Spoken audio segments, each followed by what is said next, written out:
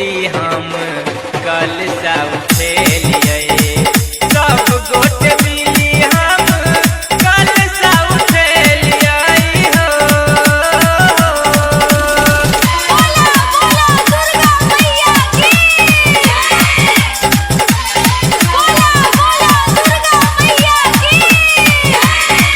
आप सुन रहे हैं मादर से माँ दुर्गा म्यूजिक की प्रस्तुति। Mix by DJ Ramesh गुरधाम।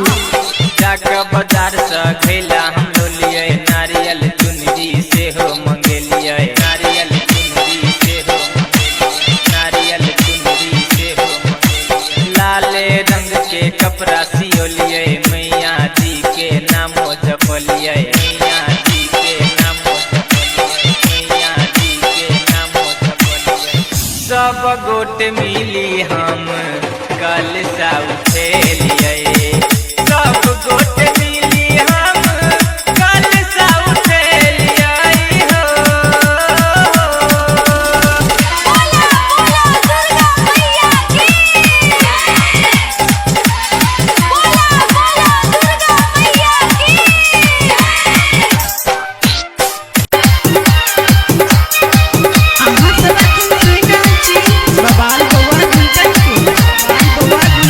DJ Sanjay सम्राट। कलसा भरैले नागे बहिन कलसा भरैले नागे कलसा भरैले नागे बहिन कलसा भरैले ना कि चलना गाम के मंदिर में पूजा छै बहिन कलसा भरैले ना कि चलना गाम के मंदिर में पूजा छै बहिन कलसा भरैले ना। कलसा भरैले ना ये भौजी कलसा भरैले ना ये कलसा भरैले ना ये भौजी कलसा भरैले ना कि चलू ना गाम के मंदिर में पूजा छै भौजी कलसा भरैले ना कि चलू ना गाम के मंदिर में पूजा छै भौजी कलसा भरैले ना। आप सुन रहे हो काजल म्यूजिक की प्रस्तुति।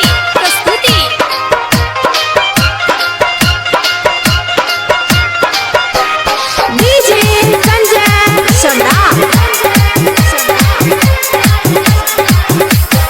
लाले पियर पेन का भजाऊ तैयार ये कलसा भरा जेतै नदी किनारे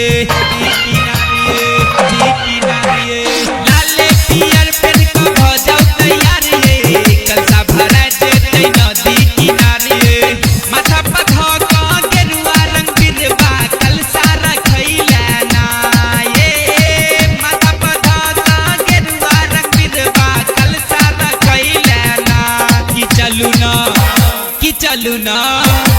चलू ना गाम के मंदिर में पूजा छै भौजी कलसा भरैले ना कि चलू ना गाम के मंदिर में पूजा छै भौजी कलसा भरैले ना।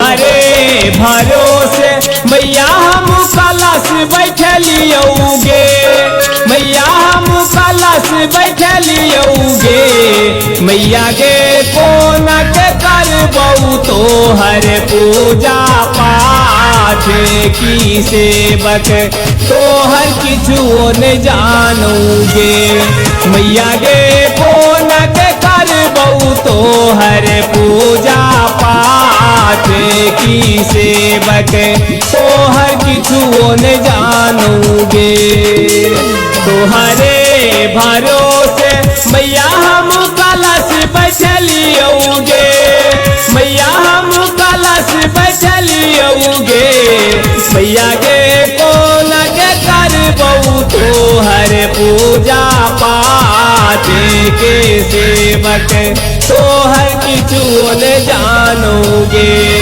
मैया गे